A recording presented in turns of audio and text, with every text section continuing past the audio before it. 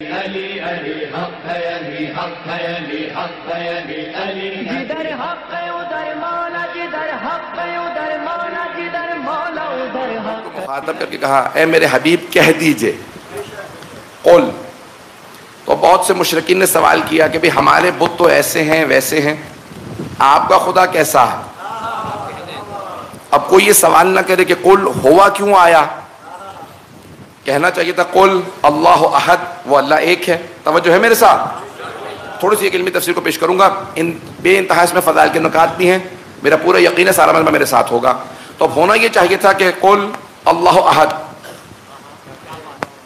اب وہ افراد جو حسبنا کتاب اللہ کے قائل ہیں، یعنی کتاب کافی ہے کے قائل ہیں، انہیں جواب نہیں آ سکتا کہ یہاں ہوا کیوں آیا ہے۔ ہونا یہ چاہیے تھا کہ اللہ ایک ہے، نہیں پہنچا پا رہا ہوں۔ ظاہری لحاظ سے قرآن میں ہونا چاہیے تھا قل اللہ احد، کہہ دیجیے اللہ ایک ہے، لیکن یہاں پہ اللہ نے ارشاد فرمایا قل هو اللہ احد، وہ اللہ ایک ہے۔ وہ کون سا اللہ ایک ہے؟ تو یہاں پہ معصوم سے پوچھا کہ مولا یہاں پہ ہوا اللہ نے کیوں کہا؟ کیونکہ کچھ لوگوں نے سوال کیا تھا آپ کا خدا کیسا ہے، تو کہا وہ اللہ ایک ہے۔ پتہ نہیں بات پہنچ رہی نہیں پہنچ رہی؟ تو یہاں کیونکہ سوال کا جواب ہے تو کہا ہوا۔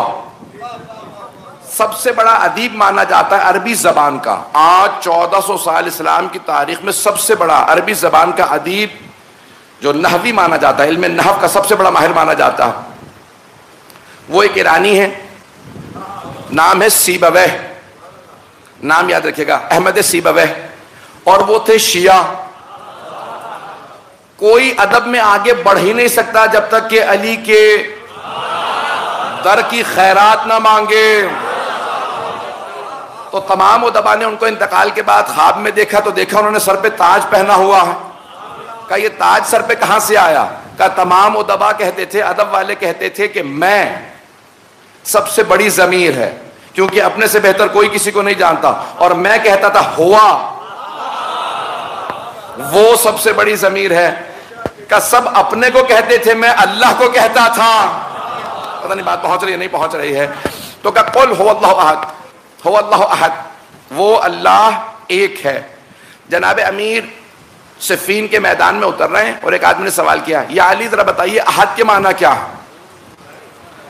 تو مولا کے چاہنے والے نے کہا یہ سوال کرنے کا وقت ہے، جنگ شروع ہونے والی ہے اور تو احد کا مطلب پوچھ رہا ہے۔ مولا نے کہا مالک ذرا رک جاؤ، اگر ان سب کو احد سمجھ میں آ گیا ہوتا یہ کبھی علی سے جنگ کرنے نہ آتے، کیونکہ احد ہی کا تو نمائندہ ہوں میں علی۔ پتہ نہیں بات پہنچ رہی نہیں پہنچ رہی ہے؟ تو مولا نے وہاں 4 معنی بتائے ہیں، میں صرف 2 کو پیش کروں گا کیونکہ بے انتہا مولا کا کلام وہاں پہ بہت گہرا ہے۔ عرفاء، فلاسفہ، علم منطق کے ماہر، متکلمین، علم کلام کے ماہر آج تک دم بخود ہیں کہ مولا نے ان 4 جملوں میں کہا کیا ہے، اور آپ حضرات مجھ سے زیادہ پریشان ہو کے سن رہے ہیں۔ اب 4 یہاں پہ مولا نے کہا کہ احد کے کیا کیا معنی ہو سکتے ہیں، میں صرف 2 کو پیش کروں گا اگر سننا چاہیں گے۔ مولا فرماتے ہیں احد جب ہم کہتے ہیں ایک تو کئی مرتبہ ہوتا ہے اس کا 2۔ کہا یہ اللہ کے لیے جائز نہیں ہے کیونکہ وہ ایسا ایک ہے جس کا دوسرا نہیں ہے۔ یعنی میں پہنچا پا رہا ہوں یا نہیں پہنچا پا رہا؟ تو کہا ایک ایسا ایک ہے اللہ جس کا دوسرا نہیں ہے۔ کہا دوسرا ایک ایسا بھی ایک ہوتا ہے جس کے اجزاء ہوتے ہیں۔ کہا یہ بھی اللہ کے لیے جائز نہیں کیونکہ اجزاء مخلوق کے ہوتے ہیں، وہ خالق ہے، وہ اجزاء کا بنانے والا، جس کے جز ہوں، بھئی یہ میرا سر ہے، یہ ہاتھ ہے، یہ جسم ہے، یہ اجزاء ہیں۔ اللہ کے اجزاء نہیں ہیں، جس کے اجزاء ہوں وہ خالق نہیں ہے، کیونکہ خالق ہے اجزاء کا بنانے والا، جس نے اجزاء بنائے ہوں وہ خود جز نہیں ہوتا۔ اگر پہنچ رہے ہوں تو جانے گرامی مولا نے فرمایا کہ یہ 2 احد اللہ نہیں ہیں۔ تو کہا کہ یا علی کون سا وہ احد ہے؟ میں نے تو کہا تھا 2، لیکن اب سن لیجئے مولا فرماتے ہیں وہ ایسا احد ہے جس کا کوئی دوسرا نہیں، لا مثل لہو لا مثال لہو، نہ اس کی کوئی مثال ہے نہ مثل ہے، لیس کمثلہ شیء، اس کی نہ کوئی مثل ہے نہ مثال ہے۔ مثال وہاں ہوتی ہے جہاں پہلے سے کسی کو شے کو دیکھ کے بنایا گیا ہو۔ یہ ممبر موجود ہے، آپ میں سے کوئی اپنا کہے بھی ہم بھی مامر کا بنا رہے، ایسا ممبر بنا دو تو وہ مثال دیکھے گا اور ممبر بنا دے گا۔ مولا فرماتے ہیں کہ اللہ سبحانہ و تعالیٰ نے ساری کائنات کو بغیر مثال کے بنایا ہے۔ جو مثالیں دیکھ کے بناتے ہیں وہ خالق نہیں ہوتے، بنانے والے ضرور ہوتے ہیں، خالق نہیں ہوتے۔ وہ خالق ایسا خالق ہے جس نے بغیر مثال کے کائنات کو بنایا، کہ نہ اس نے مثال دیکھی ہے نہ اس کی کوئی مثال ہے۔ پہنچ رہے ہیں ذرا؟ کہ لا مثل لہم لا مثال لہم۔ اور میں توحید کی باریک بحثوں کے اندر نہیں جاؤں گا، مجھے تفسیر کو پیش کرنا ہے بہت جلدی جلدی۔ اللہ الصمد، وہ اللہ بے نیاز ہے، یہ میرا ترجمہ ہے، مختلف لوگوں نے مختلف ترجمے کیے ہیں۔ اللہ بے نیاز، صمد ہے، صاد میم دال، صمد یعنی بے نیاز، جو کسی کا محتاج نہ ہو۔ تو اللہ سبحانہ و تعالیٰ بے نیاز ہے، اس نے کچھ ایسی مخلوقات بھی بنائی ہیں جو بے نیاز ہے۔ توجہ ہو میرے ساتھ۔ تو اللہ سبحانہ و تعالیٰ نے فرمایا کہ اللہ بے نیاز ہے، لیکن وہ جسے چاہے، جس کا چاہے محتاج بنا دے، جس سے چاہے بے نیاز کر دے۔ امام سجاد فرماتے کبھی یہ دعا نہ مانگنا کہ میں محتاج نہ ہوں، کہ تم سب محتاج ہو، دعا یہ کرنا پروردگارہ کسی کمینے کا محتاج نہ بنا۔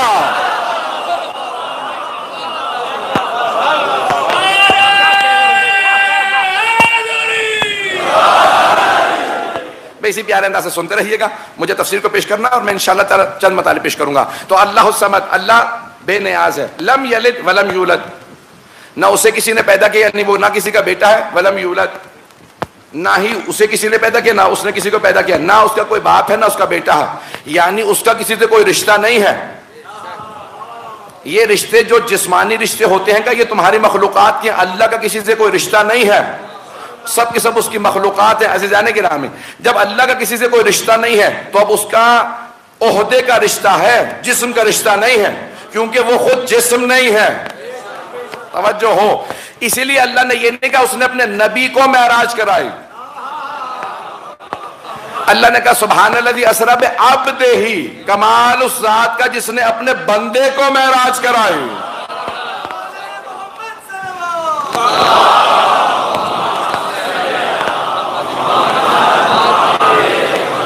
میں پوری کوشش کر رہا ہوں پیچیدہ نہ کروں اور بحثوں کو زیادہ مجلک نہ بناؤں، صرف سادہ سادہ رکھوں گا، آگے بڑھتا رہوں گا۔ چند مجھے فضائل کے جملوں کو پیش کرنا، میں ساری تمہید باندھ رہا ہوں۔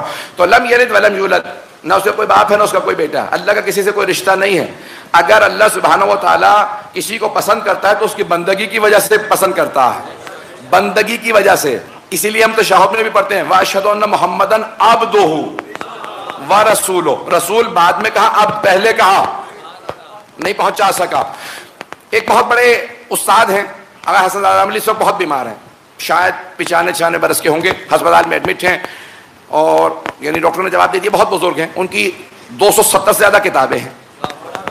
سننا چاہیں گے ان کا ایک جملہ؟ وہ کہتے ہیں میں نے اپنی ساری کی ساری تحقیقات کا نچوڑ چند جملوں میں کہا۔ وہ کہتے ہیں نچوڑ یہ ہے کہ شیطان عابد بن گیا تھا، عبد نہیں بن سکا۔ عابد کہتے ہیں عبادت کرنے والے کو، عبد کہتے ہیں معبود کو تسلیم کرنے والے کو۔ عابد کئی مرتبہ عبادت اپنی خواہشات کو پورا کرنے کے لیے کرتا ہے، لیکن جو خواہشات کو پیچھے کر دے اور اس کی مرضی کو سامنے رکھے وہ عبد ہوتا ہے۔ اب سمجھ میں آیا مولا کا جملہ؟ امیر المومنین فرماتے ہیں پروردگارہ مجھے مسجد میں بیٹھنا جنت میں بیٹھنے سے زیادہ پسند ہے۔ کہا یا علی یہ کیسے؟ یا علی یہ کیسے کہ آپ کو مسجد میں بیٹھنا زیادہ پسند ہے جنت میں بیٹھنے سے؟ ہمیں تو جنت کی خواہش ہے۔ مولا نے کہا کیونکہ جنت میں بیٹھنا میری خواہش ہے، مسجد میں بیٹھنا اس کی خواہش ہے۔ جو اپنی خواہشات کو ختم کرتے صرف اس کی پرواہ کرے اسے عبد کہا جاتا۔ جو خواہشات کا بندہ نہ بن جائے بس وہی عبد ہوتا ہے۔ اللہ کے بندے 14 ہیں اور جو ان کے ساتھ ساتھ چلتے تھے وہی عبد بنتے ہیں۔ اگر وہ ان 14 کو نہ پہچان دے نہ تو وہ عبد بن سکتے ہیں نہ عابد بن سکتے ہیں۔ یہی عابد بھی ہے یہی عبد بھی ہے۔ شیطان عبادت تو کرتا تھا عبد نہیں بن سکا۔ جو عبد نہ بن سکے چاہے عبادت کرتا اسی پہ بے شمار ہے۔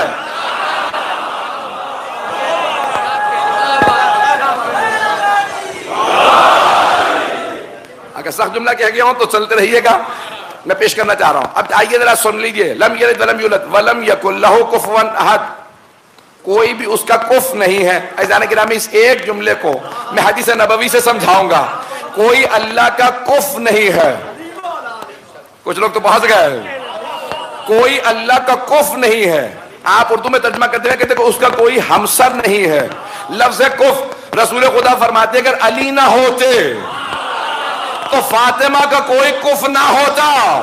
اگر ہو کوئی ہم پلہ نہیں ہے, کوئی ہمسر نہیں ہے. آئیے ذرا, کتاب کا نام ہے بحر المطالب, اور بہت بڑے ایک ہمارے عارف گزرے ہیں سمدانی, آیت اللہ سمدانی, ان کے 3 جلدوں میں کتاب ہے. ظاہراً جلد نمبر 2 میں یہ روایت ہے, میں نے حوالہ اس لیے دے دیا. بحر المعارف, بحر المعارف سے پیش کر رہا ہوں آیت اللہ سمدانی کی, اگر سننا چاہیں گے. کہ میں نے ساری تمہید باندھ دی ہے تاکہ کوئی بھی فضائل کے اندر کسی ایک لفظ پہ بھی شک نہ کرے. اگر سننا چاہیں گے تو میں پڑھوں گا. آپ کہ میں نے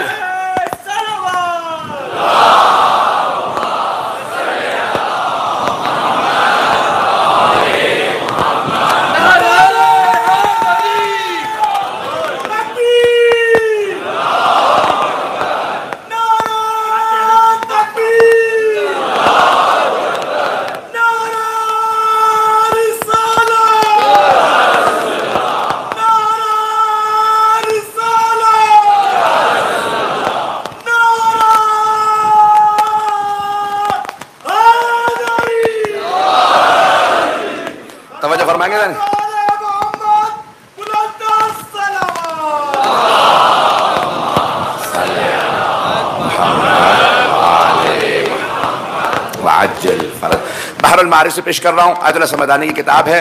ہمارے ہاں حوزے کا بہت بڑا نام ہے, بہت بڑے عارف ہیں, فقیہ ہیں, مفسر ہیں, متکلم ہیں, تمام علوم میں ماہر ہیں. تمام علوم کو 3 جلدوں میں انہوں نے جمع کیا ہے. 1000 صفحے کی ایک جلد لکھی ہے بحر المعارف کے نام سے. یہ ساری تمہید اس لیے باندھ رہا تھا کہ کوئی بھی جملے میں شک نہ کرے. سننا چاہیں گے نا آپ؟ یہ عزیزان گرامی میں پیش کر رہا ہوں. فرماتے ہیں مرحوم آیت اللہ سمدانی کہ امیر المؤمنین نے فرمایا, رسول خدا نے جناب امیر سے متعلق فرمایا, یا علی مثلک فی امتی کمثل سورۃ التوحید.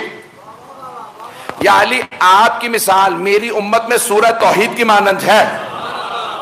آدم اجمع پریشان ہے. ایدانے کے نام ہے یہ پریشان. میں نے کہا نا جب تک میں نتیجہ نہ دے لوں تب تک آپ نہ پہنچ جائیے گا اپنے نتیجے پہ. پیغمبر فرماتے ہیں یا علی آپ کی مثال میری امت میں سورہ اخلاص کی مثال ہے, سورہ توحید کی مثال ہے. جس نے 1 مرتبہ سورہ توحید کو پڑھا اسے 1/3 قرآن کا ثواب ملا.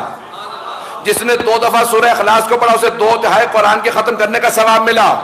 جس نے 3 مرتبہ سورہ اخلاص کو پڑھا اسے پورے قرآن کے ختم کرنے کا ثواب ملا.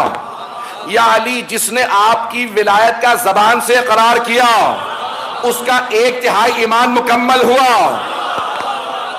جس نے زبان سے بھی مانا دل سے بھی مانا اس کا 2/3 ایمان مکمل ہوا. جس نے زبان سے مانا دل سے مانا پورے جسم سے آپ کی ولایت کا اقرار کیا اور نگاہوں سے آپ کے پیچھے چل پڑا, بس اسی کا ایمان مکمل ہے.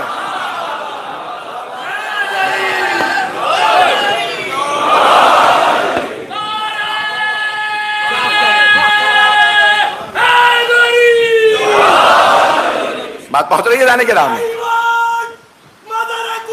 در حق ادھر مولا جدھر حق ادھر مولا جدھر مولا ادھر حق. علی علی حق ہے علی حق ہے علی حق ہے علی علی جدھر حق ادھر مولا جدھر حق